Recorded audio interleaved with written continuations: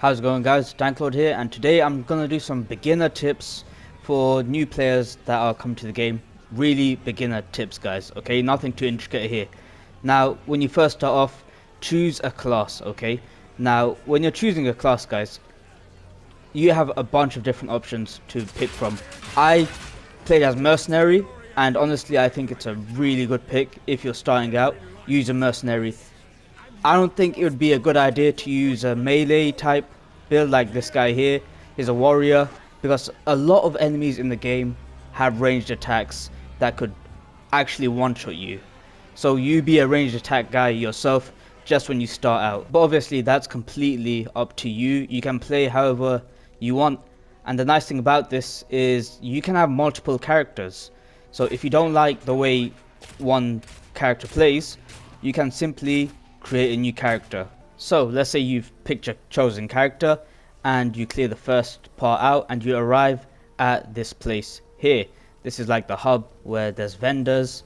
Vendors are people like Finn, Una and Renly. On the map you can see there's golden crosses, and that shows that you can interact with them. And when you interact with them, you have an option to buy or sell. Now this is the other tip I want to tell you guys. You can buy some pretty good weapons from these guys, okay? Don't worry about gold. You'll get plenty of gold later on in the game. So always go to these vendors, find what they have, and actually, buy it. One thing I would say though, do not buy from these guys early in the game, these random crossbows, okay? Because that's a gamble and you might not have that much gold at the start of the game, but you will have gold in the middle, near the end, and then you can do some, gambling there. Another point about the vendors is when you have an item that is red, it only sells for 6. Okay, this is because you haven't identified the item yet. Now identifying the item requires that scroll of wisdom. You can buy scrolls of wisdom from Una over here. She will sell them for like 25. Don't be shy in buying these guys, okay? They're really cheap, and I'll show you why you should buy them. So since it's only selling for 6 and I bought this for 25, I am losing out. But once you identify an item, look there, it actually increases in value. And the more you level up and the more harder enemies you fight, the better loot you'll find. When you identify that, it will sell for a lot more. So always identify items first before selling. Another point about vendors is when you level up, they will actually change what items they have in the store. So every time you level up, be sure to head back to your camp and find these guys and see what new items they have. Now in the camp you will have a well. When you interact with the well, it fills up your mana flasks, your health flasks and your health. So if I click X on this and you look at the bottom left, there, it actually heals you up all the way and refills your flasks. Now when you're out exploring, you have the map at the top right, and it will fill in as you explore. Now the maps could be pretty big in this game, okay? Not massive, but still it's easy to lose track of where you are. I'd say the best way to actually explore in the beginning is hugging a side of a wall, okay?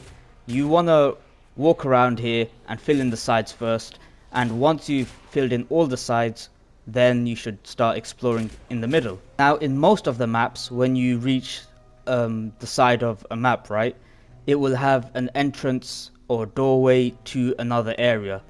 Like here it says mud barrows, but if you haven't explored the whole map yet, what I suggest is actually filling in the whole area first.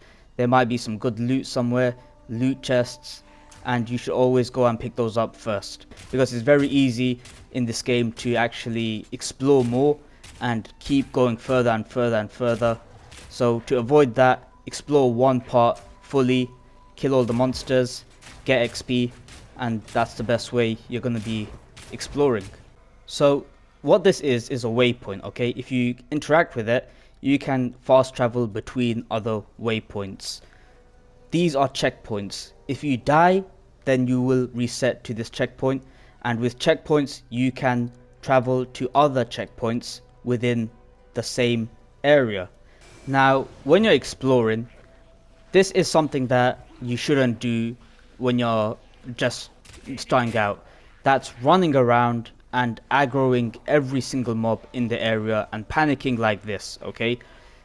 The reason being is pretty simple. You're gonna get overwhelmed like this, okay?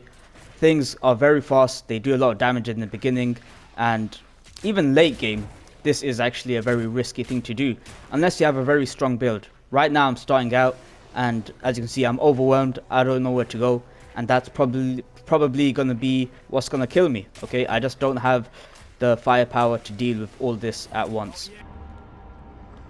Now after you die, you will reset at your nearest checkpoint or your last checkpoint, and when you die, everything gets respawned as well. My next point I want to mention is before a boss fight, you will find these checkpoints all the time, okay? There's going to be a checkpoint near a boss. So what you 100% want to do, guys, is always activate the checkpoint first and then take on the boss. Now, when it comes to bosses, okay, always try figuring out some sort of mechanic that's going to help you out. For example, since I'm a range unit, I'm just going to stay out of range like this and take her out.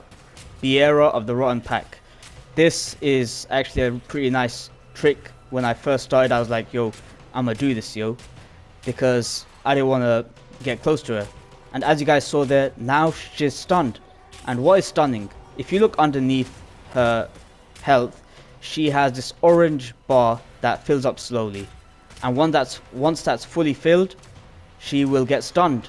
In the stunned moment, you can go ahead and wail on her and get some good damage out. Now the reason why I'm fighting her at ranged is because if I go next to her, she'll actually do a move that actually summons these packs. And as you can see, they come alive. Yep. So if you're fighting her, that's just one of the tricks that I've learned, is try fight her at range. And this is why I say use a ranged class when fighting, is because bosses are really hard. Like, you'll get close to them and they'll do some insane damage, bro. So always try to be smart about it. And yeah, eventually she will die. This is kind of like a staple for all the bosses that you first. And there you go. She just dropped some loot there. And we're going to go ahead and pick that up.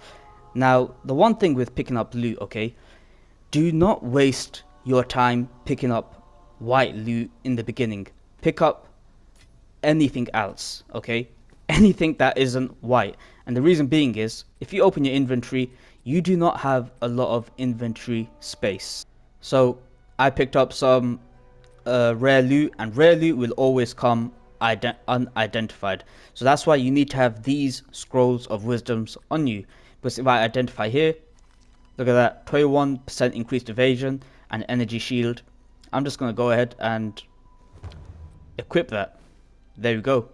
And if I go to my character, you can see I have 22% evasion, health, mana, and this is where your stats are basically. Now another thing I want to talk about is mana flasks and health flasks. Okay, right now I have 3.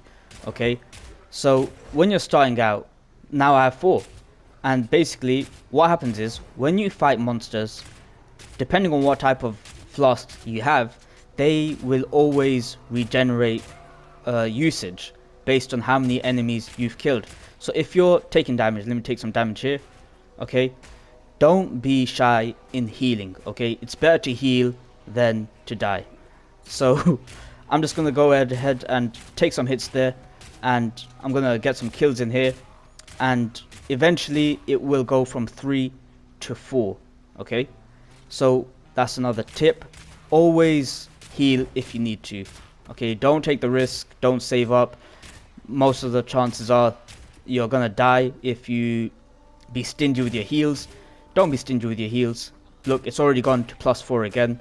And yeah, that's one thing that I used to do. I used to hoard my heals for no reason, and now I'm just, you know, I just heal whenever I want to. Even if I don't even need the heals, bro, I'm just gonna heal anyway. As you can see, guys, I just leveled up, and I want to tell you about the skill tree when you level up. So after you level up, what you want to go is to your passives here. Okay, they're called passive skills, and here you can see lots of different passives that you can use to make your character stronger. Now if I go on this one here, projectile damage, 10% increased projectile damage, and if I click on it, it will show you how this affects my current skill. As you can see, I'm doing 15.95 damage. It will go up to 17.65 if I choose to select that one. Now, one tip for this is don't just randomly pick up anything, okay? What you want to do is look further beyond the skill tree. See where you want to head to. What's like a long-term investment you're willing to make. Now, when I first started out, I saw that there was this crossbow here and it looked pretty nice. I was like, whoa, this does this and that and that. Very nice effects there.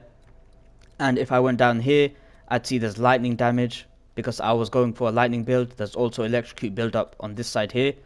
So I was thinking, you know what, from this part I'm going to branch this way, pick that up, and more projectile damage here. Okay, don't just randomly socket random ones. In the beginning it's not that big of a deal, but as you progress further and further down, you might end up somewhere that you don't actually like anything that goes on. It doesn't suit your build, your playstyle, and you're kind of stuck.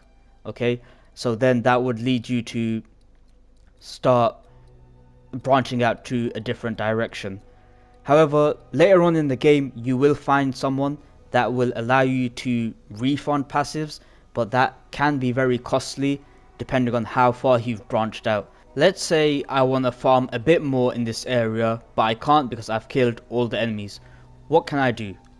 If I open up the options menu, I have this option here, respawn at checkpoint. I won't die, but they will respawn me at my last checkpoint, and what that will allow me to do is just farm the area. As you can see, all the enemies have come back, which allows me to level up a bit more and get some experience, get some items, and it's just a really easy way that instead of just running back to a checkpoint, you can just do it wherever you are. So this is all the loot I just picked up, okay? Now I'm gonna identify this. Okay, that's nice. Identify that. And you know, these are still red because as you can see, the 9 to intelligence, I don't have 9 intelligence. If I go to my character, I have 7 intelligence. So that's why that's still red.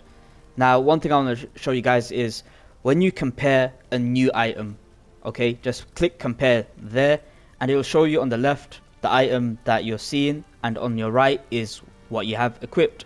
Now, this life flask, it's a rare life flask, okay?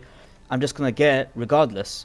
But as you can see, now at the bottom of my hotbar, I have 0 fills. So whenever I switch out for a new item, a mana flask or a health flask specifically, what I want to do is go to a well, interact, and that will fill it up. There you can see I have 7 fills there right now. I think I like this better, so I'm just gonna go ahead and equip that.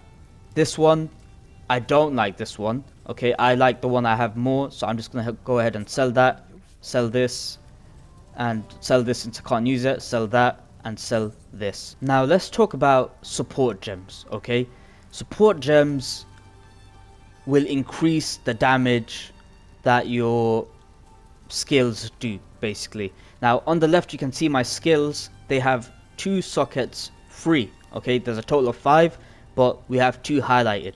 So if I go ahead and engrave support gem here, I get to choose between these here, okay? Now since it is a support gem level 1, I can only have access to these level 1s here. Now these are the recommended skills for that skill, okay? These are the recommended ones. But don't let that stop you from pressing square or show all at the bottom, wherever that is for you.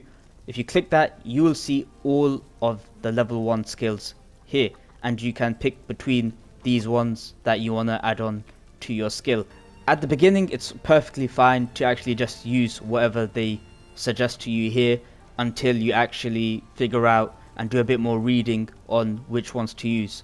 But let's say in crossbow shot, I'm seeing these, okay, there's pin there, there's venom there, there's lightning infusion, but I don't want any of those. Let me go to the full one and see this. Look at this one. Supported skills have 40% more projectile speed. Let's say I want that one. I can still put that one on there, and I still have one more space left. So I'm going to go ahead there. I'm going to check it out, see what I have here. Let's say we want to get this. Look, supported skills chain 1 time. So that's not a recommended one, but let me go ahead and put that on. So let's go here, press square, get chain, and look at that. We now have, if I go and manage sockets, acceleration, so we have 40% more speed, and then we have chain as well. So you don't have to use the recommended skills they give you. If you want, you can just do what I did. You see all the skills and see whatever you want. This can actually be taken out. So if I go back to my skills, let's say you know what, I don't want to put this on this, I want to put that on here. I can do that, okay? These aren't 100% socketed. You can actually just change them around. Okay, so I'm gonna actually take these off, okay? So when I take these off, my crossbow is just gonna be normal. Look at that. That's how it is there, right? Now, if I open this up, and let me just socket these now, I want to see how much different it is, okay? There we go. This should be able to chain. You guys see that? It hits multiple targets now. And it shoots faster as well. So look at this. As you can see, it is chaining. I'm killing a lot more better and faster. So that's one thing you want to do, is always use these support skills. As you can see, that ricochet is going crazy, bro. Sniping this guy from here. So always read which skill gems you're putting in, okay? Now, another thing to note, guys, is since I do have acceleration here, if I was to take this and find acceleration again, look what it says. Skill already has this support socketed. That means I can't have 2 of these same accelerations on any of these skills, unless later on in the game there's a gemling thing, but don't worry about that for now. Just know that for now you can't actually have 2 accelerations. So I can't have one here and one here. I can only use one specific type in one specific slot, which I think actually sucks. Another quick thing about gems, okay? These are red, these ones are green, and these ones are blue. The blue ones are intelligence based skills. That doesn't actually mean anything, just know that you need intelligent to use these ones. The green ones are dexterity type, so you have to have dexterity, and the strength are the red ones, okay? So red is strength, green is dex, and blue is intelligence. Now let's say I want to get encumbrance, okay? So I'm going to go ahead and get that, and if I try socket this one, it shows me this, okay? What that means is, guys, if you look at the bottom of this where it says support gem capacity, I have 7 strength ones I can use, I have 2 dex I can use, which I've already used, I have 2 green there, and I have 1 intelligent gem that I can use. And how do I increase these? So if I go ahead and put that, it says 15 dexterity required, current dexterity 11. So if I want to use another green gem, I have to have the next dexterity threshold met. So what you can do is actually mix it up a bit, you know, take and swap this one around, or what you can do is actually just find something that you actually like. So I know I can get 7 of these, but let me see, I can't get any more green ones, so I'm not even going to look at that. But let me see this one. Supported skills deal 40% more area damage. What could that be good for? Explosive grenade. That means they're going to have a larger damage output. Now, since I've actually cleared this game before, I just want to show you something, okay? Let's say this is a weapon I got from my previous account. When you start a new account, you can actually share your loot with, you know, your first account, which I think is really nice. But let's say I drop this, okay? So this is a crossbow, but as you can see, it requires level 59, 74 strength and 74 dex, which I don't have. So obviously when you find a weapon like this, it won't be that good. Okay, it'll be a bit less than that, more easily attainable in the future. But let's say, for argument's sake, this is the one. Now obviously I can't use this. I can either sell this or I can store it until I want to use it. So this is your stash, okay? And stash is where you basically, yeah, that's right, you stash items. So if I want to stash this, I can go ahead and leave it there. And I'd advise you actually stash good items, because you never know when you might find a better item. Okay, so stash them, and if you find something better, you can do whatever you want with this. But until then, keep it in storage until you can actually use it. Let's talk about quests, okay? On the right side of the screen, you can see the quests. One says Treacherous Ground, and one says Secrets in the Dark. Treacherous Ground, travel to the mud barrel, which we saw previously, and then Secrets in the Dark, go to Grailwood. Now, it's very important for you to do these NPC quests, because NPC quests will reward you with loot, with gems, with skill ups as well. So always do your quests. Now, my next tip is, if you are finding the current area hard to deal with, okay, don't be afraid to actually go ahead and farm in the previous area. Okay, there's no rush in this game. You can take your time with it. There's no, speed. There's no race to whoever can get there last. Take your time with the game. Slowly build up your character, and just enjoy the game like that.